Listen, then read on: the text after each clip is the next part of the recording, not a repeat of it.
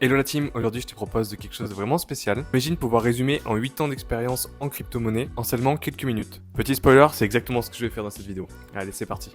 Je vais te partager dans cette vidéo tout ce que j'ai appris au fil des années, les succès mais aussi les échecs, pour que toi, de ton côté, tu puisses aussi apprendre de mes erreurs et de tout ce que j'ai pu apprendre durant ces 8 années. Alors reste bien jusqu'à la fin de cette vidéo, parce qu'en plus, il y a une petite surprise pour toi. Aujourd'hui, tu sais peut-être pas trop quoi faire pour démarrer en crypto, et c'est normal. En fait, c'est vrai que souvent, on peut avoir beaucoup de questionnements, se demander par quoi on peut commencer, quel projet dans lequel il faut investir. Et c'est vrai que c'est souvent compliqué parce qu'il y a beaucoup d'informations différentes. Donc du coup, moi, je suis là pour expliquer un petit peu comment tu peux faire et comment on peut essayer de commencer dans la crypto de manière professionnelle et sérieuse. Alors écoute bien ça, j'ai 9 points que je vais te résumer dans cette vidéo, à peu près en 10 minutes. Premier conseil, le conseil de base que je peux te donner, c'est comprendre la blockchain. En fait, c'est super important que tu puisses comprendre la blockchain puisque c'est vraiment la base de la crypto-monnaie. En fait, sur la crypto-monnaie, en fait, ça va venir se greffer plein d'éléments. Et si tu comprends pas la blockchain, ça va être compliqué d'aller un peu plus loin.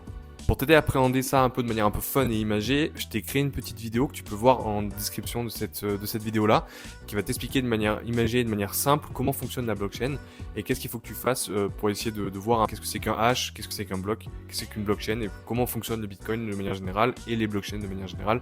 Donc tout ça, tu as un lien en description de cette vidéo. Donc pour résumer, comprends la blockchain. Et tu verras, ça sera tout de suite beaucoup plus clair. Mon deuxième conseil, c'est de prévoir un petit budget pour commencer. Comme toi, j'étais impatient au début de commencer, de vouloir mettre beaucoup d'argent, d'y aller tout de suite vite, tout de suite vite très fort. Vous savez quoi? Je me suis bien planté. J'ai perdu des sommes folles au début, et donc si tu peux éviter de faire la même chose, ça serait cool. Tu verras, tu vas apprendre 2-3 trucs. Donc suis bien les prochains conseils. Au début, je pensais être le meilleur et avoir tout compris. En fait, c'était normal vu mon cursus ingénieur en cybersécurité. La cryptologie, c'est quelque chose que je suis censé maîtriser. Je pensais comprendre tout bêtement comment ça fonctionne. Et même si techniquement je comprenais, en fait, au niveau de la finance traditionnelle, en fait, j'y connaissais rien du tout. Et donc, je suis tombé dans les travers typiques. Je me suis fait scammer, j'ai perdu de l'argent, je me suis trompé sur les transactions. C'est pour ça que je te conseille de commencer avec un montant faible. Ça va te permettre de contrôler et de limiter tes pertes parce qu'au début, c'est tellement complexe que tu verras, il faut toujours essayer un petit peu. Et un petit budget de 50 euros, ça permet de tester tout ça et d'éviter de se faire avoir. Tu vas faire des fausses transactions, tu vas te tromper d'adresse dans ton wallet, tu vas essayer de mettre de l'argent sur un smart contract et en fait tu vas te rendre compte qu'il n'y a plus de liquidité pour sortir. Donc en fait il faut tester tout ça et commencer avec un petit budget, c'est le top, tu verras, ça évite de perdre des sommes folles comme j'ai pu faire moi par le passé. Alors si je dois résumer, commence avec un budget qui est réduit, donc 50 euros. Télécharge un petit wallet, le plus commun que tu peux trouver. Bon, il y en a plein qui existent. Moi, ce que je te recommande, c'est de commencer par exemple avec Atomic Wallet. Je te mets le lien dans la description, qui est un wallet qui est très simple à utiliser, qui gère pas mal de crypto, donc il te permettra de tester et de pouvoir t'amuser un peu avec tes copains pour voir comment fonctionne une transaction et voir comment fonctionne un peu la crypto. Alors justement, en parlant d'amis, c'est super important en crypto de s'entourer d'amis et d'avoir un petit groupe avec lesquels tu vas découvrir la crypto-monnaie. Pourquoi? Parce qu'en fait, il y a des personnes qui comprennent les choses différemment et c'est super important. Moi, je trouve que tu pratiques avec des copains et que tu essaies d'échanger. Et donc, du coup, pour ça, souvent, on réunit un groupe de 3 personnes qui démarrent, qui sont au même niveau que vous. Parce que si vous n'êtes pas au même niveau et qu'il y en a un qui a plus d'expérience, il va vous amener sur des choses qui sont un peu plus complexes à maîtriser. Il va vous parler de finances décentralisées, etc., qui est très bien. Mais si vous débutez, c'est un peu trop compliqué à mon sens. Donc, commencez avec un groupe d'amis que vous connaissez, qui ont à peu près le même niveau que vous quand vous démarrez avec les mêmes montants, et échangez entre vous, partagez vos connaissances. Il y en a un qui va découvrir des youtubeurs, des informations, partagez ces infos entre vous dans un groupe, et c'est comme ça que vous allez apprendre et découvrir de nouveaux sujets. Le quatrième conseil que je peux vous donner, c'est de commencer simple. C'est super tentant de faire plein de choses à la fois, de tester plein de choses, plein d'exchanges. Vous allez voir des infos de partout, vous allez vous noyer. Mon conseil, c'est de rester simple. Je suis des personnes qui ont plusieurs centaines de milliers d'euros sur leur wallet crypto. Tu vas être tenté de suivre un peu ce qu'ils font et d'essayer de reproduire un peu ce qu'ils font. Sauf que eux, ils vont utiliser plein d'outils différents pour optimiser les frais parce qu'ils sont plus dans la découverte, ils sont dans ce qu'on appelle l'optimisation. Ils vont essayer d'optimiser les frais de swap, les frais de transaction, le nombre de projets qu'il y a sur un exchange, etc., etc. Ils vont pouvoir utiliser aussi plein de wallets différents, la DeFi, des contrats, des smart contracts, etc. Et donc en fait, c'est peut être très compliqué de les suivre. Donc moi, mon conseil, c'est de rester simple et de limiter les brokers avec lesquels vous allez interagir. Pour plusieurs raisons, on va en voir après, mais moi je vous conseille d'utiliser 2 brokers en particulier, un qui s'appelle Coinbase et un qui s'appelle Binance. Je vais vous partager un peu mon point de vue, je pense que ça va vous permettre de comprendre. Donc à titre personnel, j'utilise Coinbase et Binance. de manière différente. Donc le Coinbase, je vais l'utiliser ce qu'on appelle pour le on-off ramp. Donc le on-off ramp, c'est le fait de faire rentrer des euros dans le monde des crypto-monnaies et le fait de sortir des euros sur mon compte en banque depuis le monde de la crypto-monnaie. Donc le on-off ramp, j'utilise Coinbase. Pourquoi? Parce que Coinbase, c'est une société qui est cotée en bourse, qui est donc très régulée. Donc, je m'en sers surtout pour la compliance, pour me simplifier la vie par rapport à mes déclarations d'impôts. Si demain je devais sortir de l'argent et récupérer des euros depuis mes cryptos, j'ai pas envie de m'amuser à calculer toutes les transactions que je vais faire, etc. Je sais que je dois aller sur Coinbase parce que c'est à partir de là où je fais du off-ramp, donc je récupère mon argent. Voilà, donc si j'ai un conseil, moi je peux vous conseiller d'utiliser Coinbase pour ça. Vous avez un lien en description si vous voulez créer un compte. Et le deuxième que j'utilise, c'est Binance. Binance, pourquoi? Parce que ça me permet de faire tout ce que j'appelle le trading, c'est-à-dire acheter les crypto-monnaies que j'ai envie. Donc pour résumer, voici le process que je fais. Vous allez voir, c'est très simple. Je vais prendre mon 100 euros que j'ai sur mon compte en banque chez Boursorama par exemple. Je fais un virement instantané chez Coinbase. Donc ce qui est cool avec le virement instantané, c'est que ça va prendre quelques minutes. Au bout d'1 ou 2 minutes, j'ai mon argent sur Coinbase, donc c'est cool. Ce que je vais faire à partir de mes euros qui sont sur Coinbase, donc mes 100 euros qui sont arrivés sur Coinbase, je vais les convertir en stablecoin, donc c'est des dollars, mais qui sont sous forme de crypto-monnaie. Donc ça, c'est super important. Et donc du coup, ce que je vais faire, c'est que je vais prendre ces 100 dollars et je vais les mettre en USDC. Il y a plusieurs stablecoins qui existent, il y a USDT, USDC, etc. Ces USDC, donc qui est de la crypto, hein, c'est des stablecoins, donc c'est des dollars mais en crypto. Je les transfère ensuite sur Binance. Et donc à partir de là, j'ai 100 dollars sans USDC sur Binance. Donc à partir de là, je trade, donc j'achète des crypto-monnaies avec ces 100 USDC. Je fais ma vie en fait sur Binance et ça me permet tout simplement d'acheter 20 dollars de Bitcoin par exemple, etc. Et alors pourquoi je fais ça? C'est d'ailleurs mon 5e point. C'est tout simplement pour pouvoir suivre très facilement mes investissements en crypto-monnaie. Et je sépare bien ce qui est la partie du trading et des achats de crypto de la partie justement off et on-ramp, donc qui permet de faire des échanges de flux avec le monde réel. Donc du coup, c'est le 5e point, c'est par rapport à la fiscalité. Un conseil, restez super simple pour ce qui est de la fiscalité. Ne partez pas dans tous les sens, c'est pour ça que je vous conseille de réduire le nombre d'applications que vous utilisez. Réduisez le nombre de transferts que vous faites et des échanges que vous faites avec des vrais euros, des vrais dollars. Tout ce qui est lié sur Binance, par exemple, vous savez que vous faites que du stablecoin, donc vous ne serez pas imposé. Par contre, dès que vous allez toucher sur du Coinbase et que vous allez, par exemple, changer des bitcoins en des euros ou en des dollars, vous allez déclencher une opération fiscale qui est imposée fiscalement, que vous devez déclarer au fisc. Et donc, au fisc, chaque année, vous devez déclarer vos comptes, vous devez déclarer les plus-values que vous faites et les cessions de cryptoactifs que vous faites.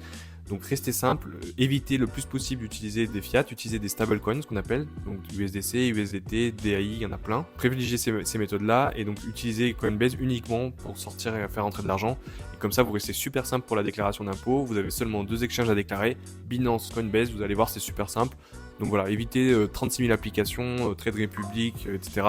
C'est souvent complexe à déclarer, à gérer. Le septième point que je voulais voir avec vous et que je voulais vous mettre en garde, faites super attention à ce qu'on appelle la finance décentralisée, donc la DeFi. Vous allez voir, c'est super compliqué. Mais quand on comprend, on voit tous les potentiels que ça apporte, mais restez, dans un premier temps, c'est mon conseil, restez simple avec la DeFi. On parle de DeFi quand on va commencer à utiliser des plateformes comme Curve, quand on va utiliser des plateformes comme Aave par exemple, quand on va utiliser des plateformes comme Uniswap, etc. En fait, dès que vous rentrez dans ce monde-là de la finance décentralisée, que vous sortez des exchanges centralisés, vous allez commencer en fait à faire entrer en jeu ce qu'on appelle des smart contracts, donc des contrats intelligents qui sont sur la blockchain et qui sont surtout monitorés par des personnes malveillantes. Et donc quand vous rentrez sur la DeFi, il commence à y avoir en fait ce qu'on appelle des attaques qui sont possibles. Des attaques, c'est quoi? Ça va typiquement des personnes qui vont monitorer un peu ce que vous faites et qui vont voir qu'il y a certains paramètres que vous n'avez pas configurés ou mal configurés parce que vous êtes débutant dans la DeFi et qui vont permettre de vous voler de l'argent. Donc vous pouvez vous renseigner si vous voulez. Donc il y a par exemple les attaques sandwich, les sandwich attaques. Il y a par exemple les attaques de liquidité de pool quand vous allez faire des swaps sur les pools de liquidité. Donc ça c'est pareil, c'est un sujet qu'il faut creuser. Il y a par exemple le slippage quand vous allez faire un slippage qui est trop élevé par exemple.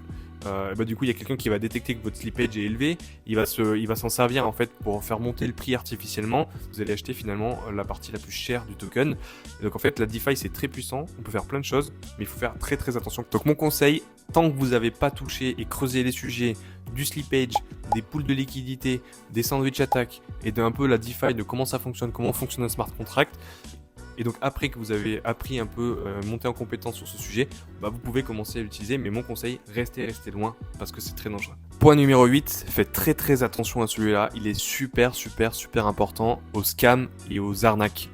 La crypto, c'est un endroit qui est encore jeune, qui est très peu régulé et il y a beaucoup d'attaques. Donc faites hyper attention à ce qui se passe. Dès que vous avez des projets qui vont vous dire qu'ils dépassent les 20% de rendement en général, 20% c'est arbitraire mais c'est pour vous donner un exemple, dès que vous avez des projets qui vous promettent plus de 20% de rendement par an, il y a un problème. Ça veut dire que vous prenez plus de risques, ça veut dire que vous allez forcément risquer votre capital pour avoir des rendements plus élevés. Donc faites hyper attention à des projets qui vous disent qu'ils vont vous faire 1000% en un mois, qui vont vous faire 1000% par an, qui vont vous faire 20% par jour.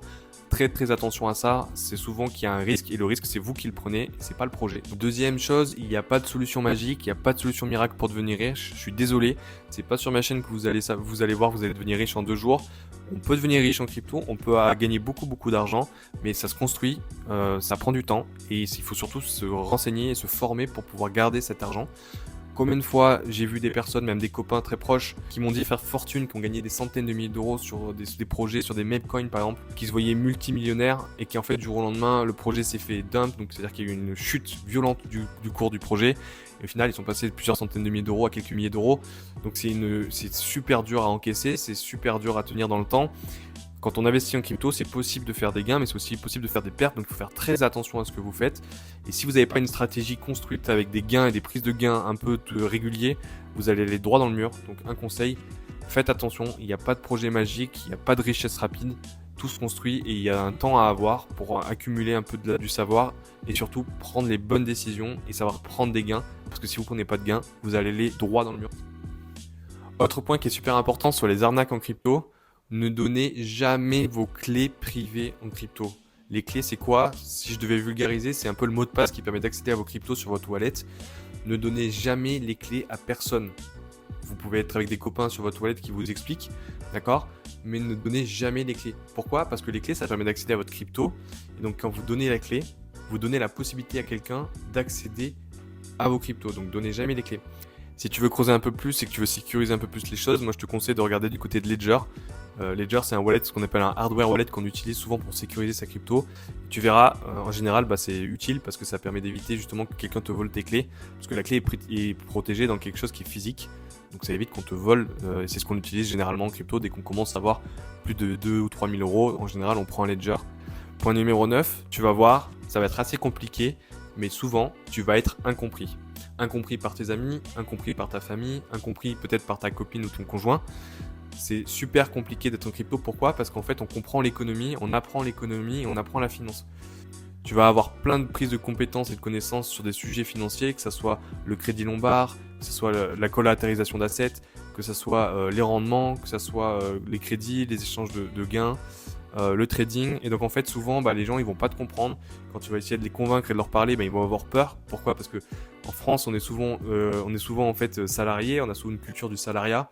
Et dès que tu commences à aller dans des sujets d'entrepreneuriat, des sujets de la finance, les gens ils sont souvent ils ont peur et ils te comprennent pas. Ça sert à rien d'essayer de les convaincre, ils changeront jamais. Tes parents, ça va être compliqué aussi de les faire changer. Moi mon père, j'ai mis 4 ans pour essayer de le faire investir un petit peu en crypto. Bon, il a fini par le faire, mais ça a été compliqué. Donc un conseil, fais les choses. Et si les gens sont curieux et te posent des questions, dans ce cas-là, explique-leur. Mais s'ils sont pas curieux, ça sert à rien de t'épuiser à les convaincre parce que souvent ils vont pas comprendre. On est encore très tôt dans la crypto, même s'il y a encore beaucoup de choses qui arrivent. Moi j'ai commencé, il y avait aucune entreprise qui avait investi dans la crypto. Tesla, le jour où ils ont annoncé publiquement qu'ils ont investi, c'était la fête. On était tous contents entre les copains dans le groupe. Donc voilà, il y a souvent des incompréhensions. Et donc ça va prendre du temps. Et donc voilà, c'est normal. Les gens vont avoir peur. Donc tu peux leur expliquer, mais ça sert à rien que tu t'épuises à les convaincre. Alors dernier point, mais qui est super important en crypto, tout va très vite. Il y a des cycles.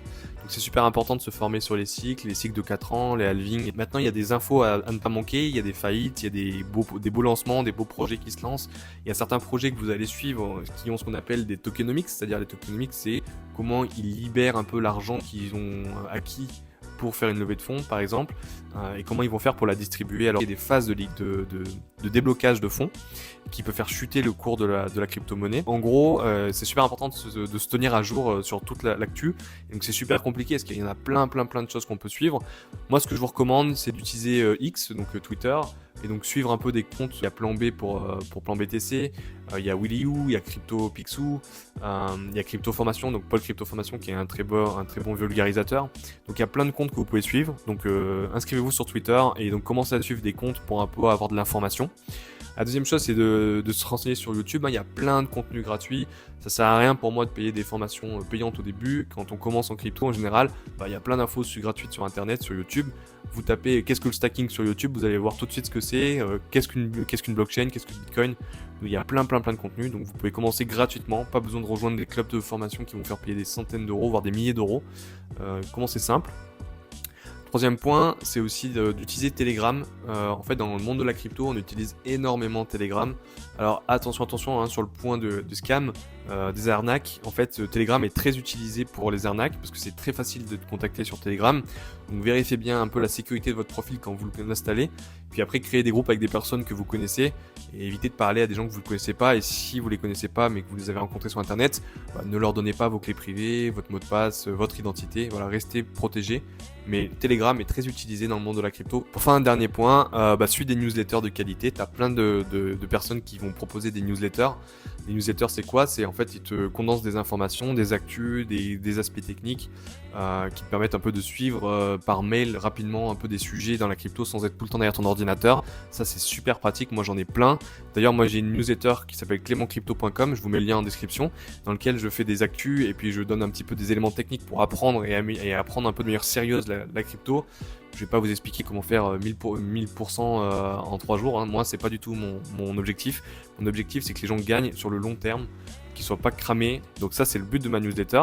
D'ailleurs, vous êtes resté jusqu'au bout de cette vidéo. Donc moi, ce que je vous propose, c'est que vous inscrivez là sur la newsletter gratuite. Et moi, je fais un petit concours. Vous verrez, je donnerai une petite surprise à l'un d'entre vous qui s'inscrit là dans les 30 prochains. Vous serez tiré au sort, je vous donne une petite récompense pour vous démarrer en crypto. Donc voilà ce petit résumé, ce petit tour d'horizon que moi j'aurais aimé avoir quand j'ai commencé la crypto, les erreurs qu'il faut pas faire, que moi j'ai faites forcément, et si je les partage aujourd'hui, c'est pour éviter que vous les fassiez. J'ai quand même eu plus de 8 ans d'expérience dans la crypto, j'ai vécu les premières entreprises qui a démarré, les différentes faillites, les différents halvings, les différentes réactions, la phase des ICO, des NFT, etc. Donc je pense avoir fait le tour d'horizon et de m'être fait avoir plusieurs fois, j'ai vécu plusieurs scams et il était important pour moi de vous expliquer tout ce que vous pouvez faire au début pour investir en crypto, comment il faut aborder la chose qui pour moi est la plus simple et comment je fonctionne aujourd'hui qui je trouve après 8 ans d'expérience est la plus facile. Si cette vidéo t'a plu, n'hésite pas à liker, à partager et à t'abonner à la chaîne surtout, moi ça va m'aider beaucoup et puis tu participeras au démarrage de la chaîne.